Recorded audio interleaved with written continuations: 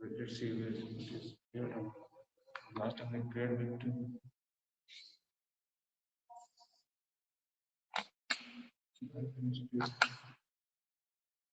so these are the ones before.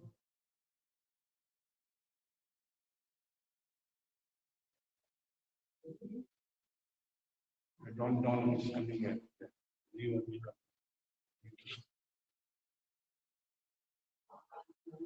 At home also I have this one. Do not connect this speaker.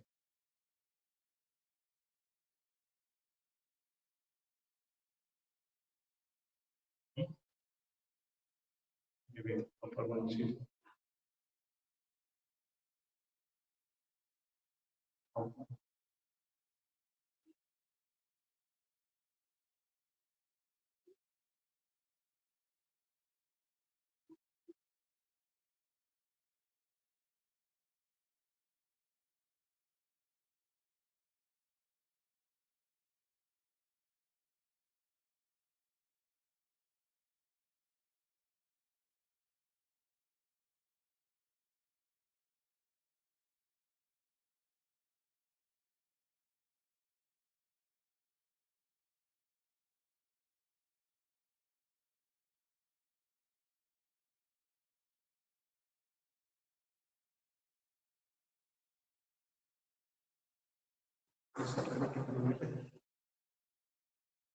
Wi-Fi.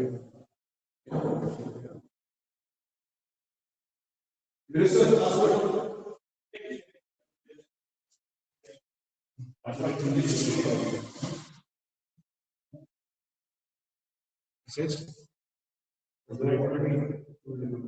the new router. It changes every day. It's a new router. New router today only. Yesterday. Getting issues.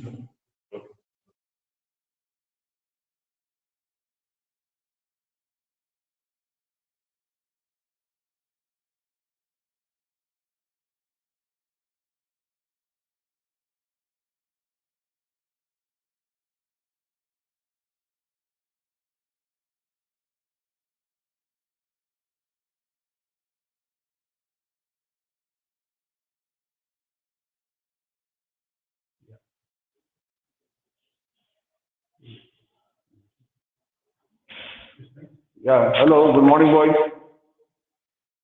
Good morning, sir. Yeah, you are able to see the board, no? Clearly? Yes. Are you Yes, able sir. to see the board? Okay. Right. Today we'll start new chapter, okay? Chapter number 11, Newton's law of motion.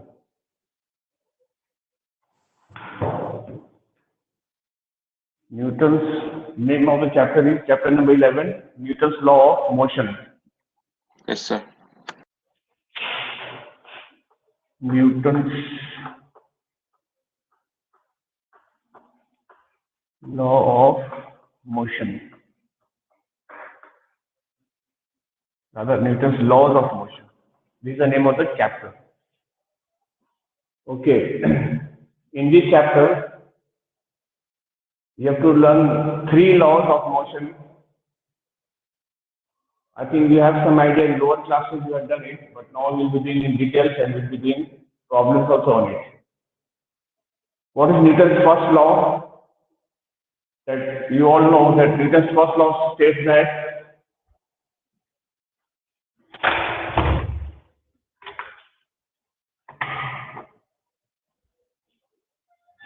Newton's first law states that everybody continues to be at rest or in uniform motion in a straight line unless it is compelled by an external unbalanced force.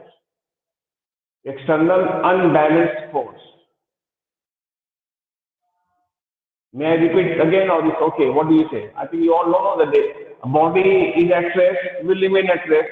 When a body is in motion, will remain in motion with the same speed in a straight line unless the body is acted upon by an external unbalanced force. External unbalanced. That part you have to say. In lower classes, we used to say by a force, by an external force, we used to say. But now the definition has been modified, the statement has been modified. Now you have to say unbalanced force, external unbalanced force. That you have to say. Hope understood? Yeah, please do respond. All right, say fast now, come on.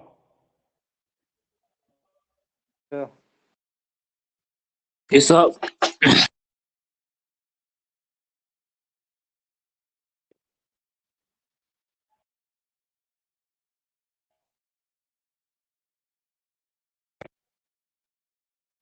Yes, voice.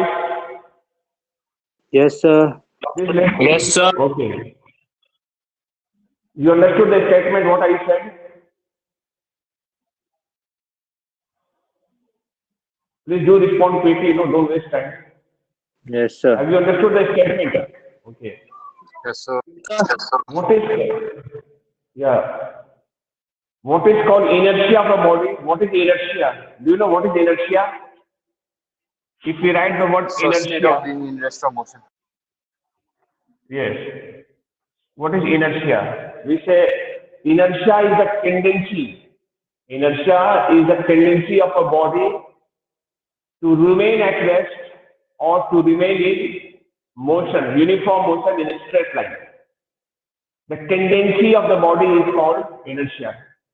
I think you know about it. Inertia is measured by the mass of the body. What measures the inertia of the body? Mass.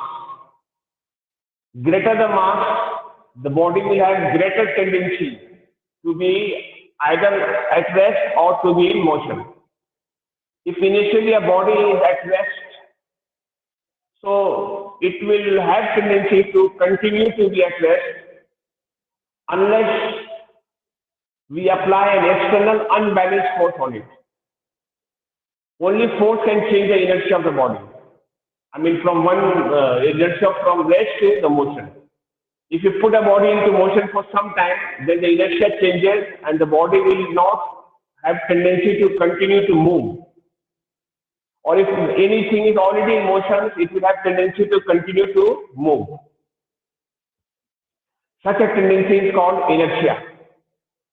There are two types of inertia, inertia of rest and inertia of motion. What measures the question of which physical quantity measures inertia of a body? Which physical quantity? We say mass. Please make a note of it.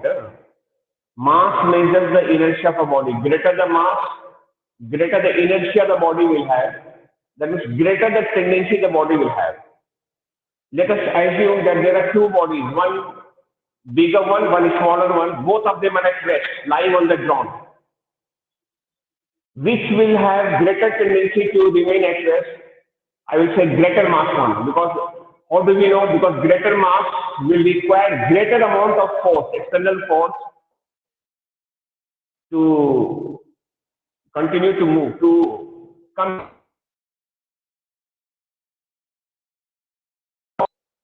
Smaller body with the less amount of force will be able to move, or we can move it by smaller amount of force. So that is mass measures the inertia of the body. Hope it is clear.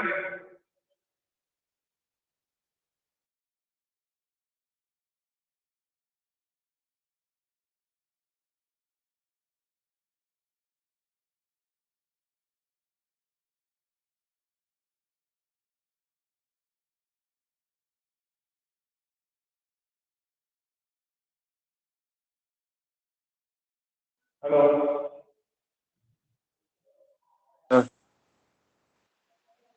Hello. Yes, Yes, sir. sir. Yes. There was internet problem.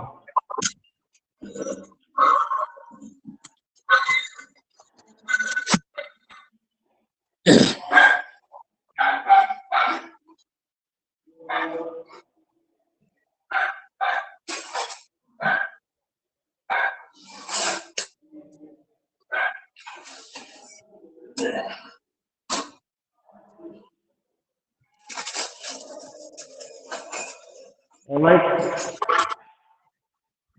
So, inertia is measured by the mass of the body. Now, another thing to be noted or to understand that the inertia of a body cannot be changed when large force acts on the body for a very short duration of time. When a force acts suddenly on the body, then when a body is acted upon by a large force for a very short duration, then the inertia does not change. Inertia is changed only when we change the state of a body for quite longer period of time. That is, when we apply a force for longer period of time, then only slowly we can change the inertia of the body.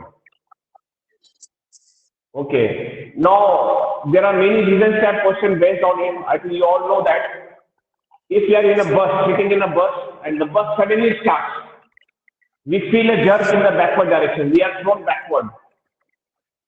What is the reason? Because the bus suddenly starts, sudden force acts on us. And the force is acting for a very short duration of time. When the duration is very short, the inertia of us, I mean, when we are sitting, our inertia, we are sitting there, that is, our inertia is to remain at rest. That does not change. We have tendency to be at rest. So the lower part of the body moves along with the bus, but the upper part will have tendency to remain at rest, and that's why we feel a jerk in the backward direction. I think you have done all this thing in class 9. Similarly, when a bus is moving and suddenly the bus brake is applied, suddenly we are thrown forward. Yes. Yes, that's true. When the brake is applied suddenly, please mute yourself. And if you have question, you can ask me. Only for asking me question, you can put your mic on. Otherwise, mute. When the brake is applied suddenly, then we are thrown forward. Because the inertia, once the bus is in motion, so our inertia also changes. Because the force given by the bus is applied for quite sufficient amount of time. So our inertia changes from rest to motion. Now we are in motion continuously. Suddenly the brake is applied, that means the force is coming. So upper part of the body still has the inertia of motion, tendency of motion, and because of that the man feels a jerk in the forward direction. I think you know all this, so I will not discuss so much on that. Okay. So that is Newton's first law of motion. First law of motion is also known as law of inertia. Law of inertia. Now I'll be talking about the second law of motion. Second law. Newton's first law we did know. Newton's second law. Second law you have to know well. Second law. Newton's second law. Okay. What is Newton's second law? Before giving the statement, you are supposed to learn the definition of momentum. Momentum of a body. What is momentum of the body? Momentum means product of momentum denoted by P, product of mass and velocity of the body. What is momentum? Momentum.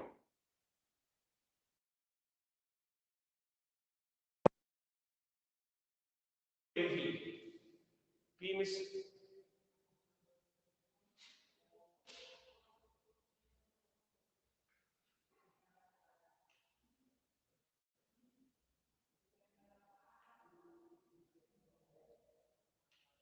so the formula of momentum we have P equal to mv, mass into velocity.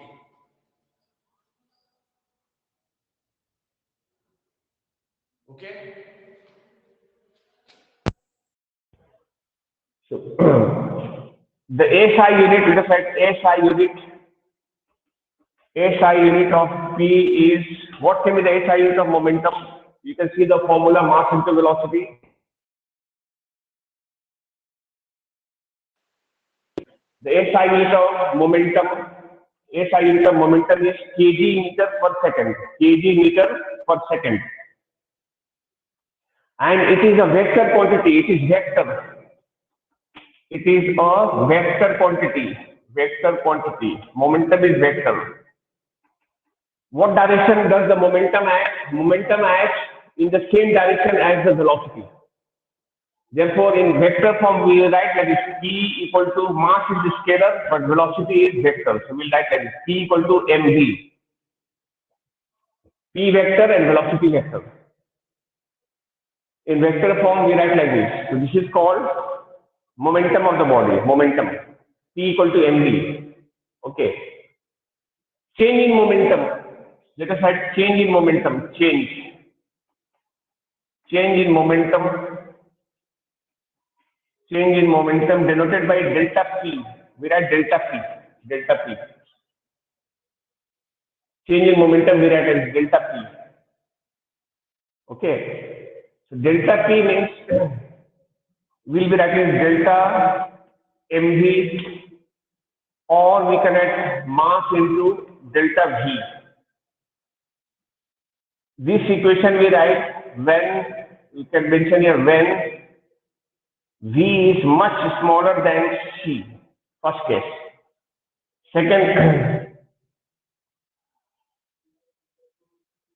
Second equation we write when, so the first equation we write when V is very close to C. Second equation we write when V is much less than C. Second equation. What is V? V is the velocity of the body and C is the speed of light or velocity of light. So please these two conditions note down. Second condition tells us when mass of the body is constant and only velocity is changing, then change in momentum is achieved by this equation, m into delta v. Let me tell you about that. You know, momentum formula got mv. How can we change momentum of the body? How can we change? We can change the momentum of the body by changing the velocity. If you keep the mass same and just change the velocity, the momentum will change. We can change mass and velocity both of the body. The momentum will change. We can change either of them, any one of them, or we can change both of them at a time when the momentum changes. This equation, first equation, delta P is equal to delta mv, we write when either mass or velocity or both are changing, then we write this equation. And this happens when the body moves with a velocity very close to the velocity of light. And you know the value of velocity of light is how much? 3 into 10 to the power of 8 meter per second. 3 into 10 to the power of 8 meter per second. Second equation we write, you can see of that m, we are keeping constant, delta v means we are changing only the velocity. Mass we are not changing, we are changing only the velocity. And this equation is valid when velocity of the body is much less means double less than much less than the velocity of light. Let us take this body I am taking out here. Just now it is at rest. Now I will apply a force and make it move like this. Momentum is changing. Initial momentum was 0 because initial velocity is 0. Now it's acquiring some velocity, there is some final velocity, so it has final momentum. So the momentum is changing, final momentum minus initial momentum. This time I will use this formula, m delta v. Why? Because this time mass of the body does not change. Mass remains constant, no, mass of this duster is not changing at all. I will be using this formula. Mass is same, only velocities are changing. And you must have seen, this is happening when the body's velocity is much less. Maybe 1 meter per second, 2 meters per second, that kind of velocity with which it is moving. So this equation remains valid. First equation remains valid. Suppose we are driving a car, one example. Car's speed is also changing and the mass also changing. Why mass is changing? Because the fuels are getting burnt. Mass of the car may be 200 kg and we have some petrol or diesel in it. The fuel are getting burnt. So mass is changing. So both are changing. Mass is also changing, velocity also changing. So this equation remains applicable. This equation becomes applicable. I mean valid. Rocket going up with a high speed. From the rear part of the rocket, the gases are ejected out. Gases are coming out. So there is change in the velocity as well as change in the mass. So I'll be using this equation. And one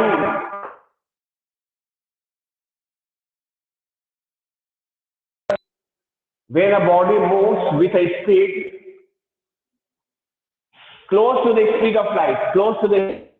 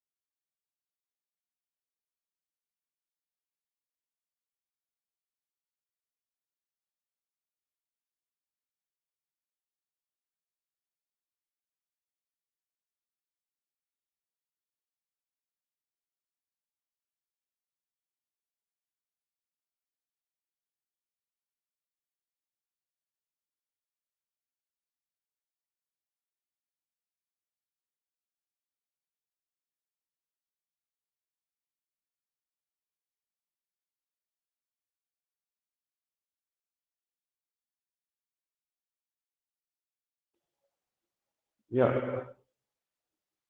So please bear the inconvenience because internet is fluctuating. So when a body, I was saying that when a body moves with a speed equal to the speed of light, somewhat very close to the speed of light, then it is seen that the mass of the body suddenly increases. Mass of the body suddenly increases. Mass does not remain constant. So that time, this formula is only valid. First formula is only valid. I have written like this, see, V double like this sign, that is when V is very close to the velocity of light. That means when the body is moving very fast, almost equal to the velocity of light. Then suddenly the mass of the body starts increasing. And that time this formula stands valid. So this is about the momentum I talked about just now. Okay. Now, statement of Newton's second law of motion. Statement. Please write down the statement of Newton's second law of motion. This was there in class 9 syllabus, but again you have to learn it and then you have to do in details. Newton's second law of motion states that, please write down Newton's second law of motion. Newton's second law of motion states that the rate of change of momentum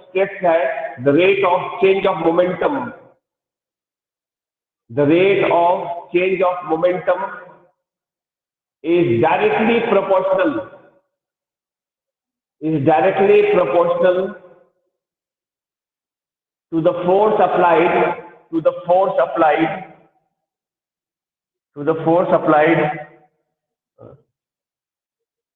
applied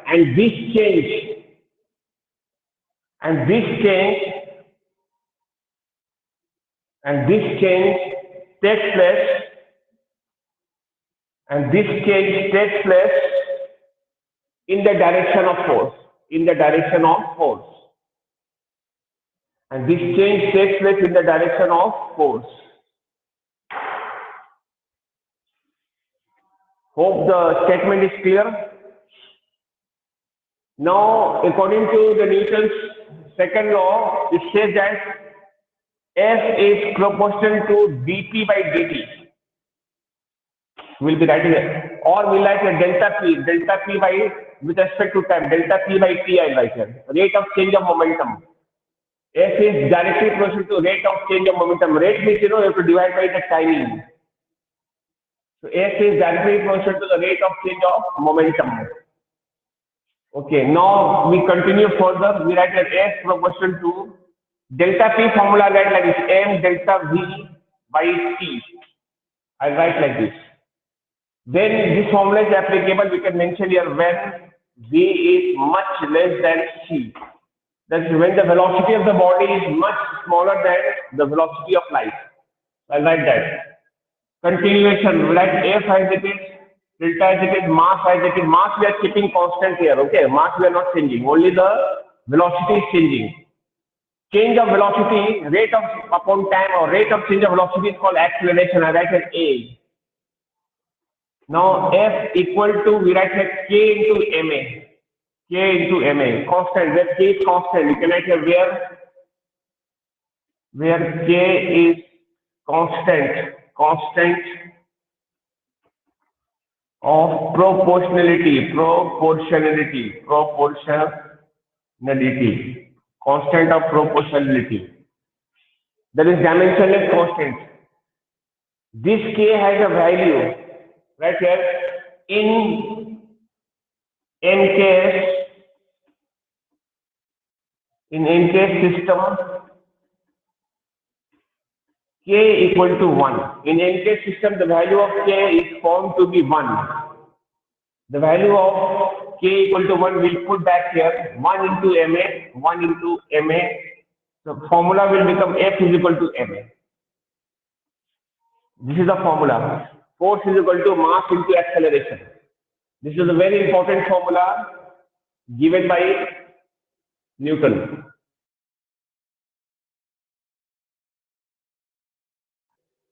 Mass.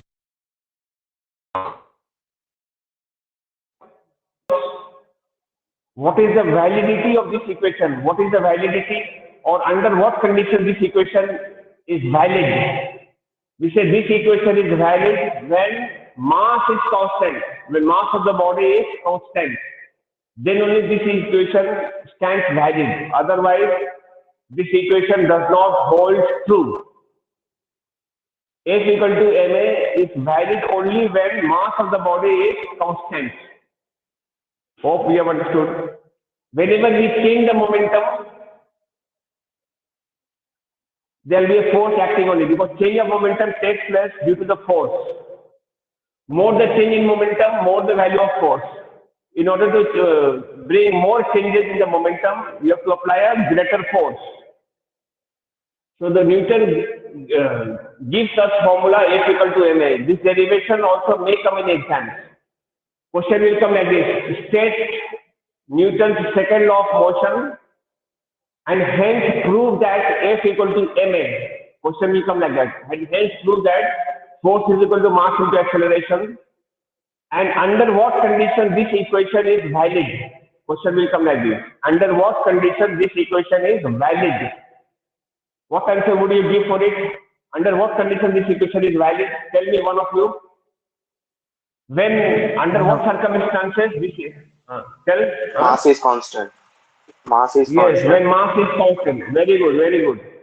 When mass is constant, you will say that. And when it, with respect to the velocity, you have to write velocity of the body is much less than c. Then only this equation stands true. Yeah.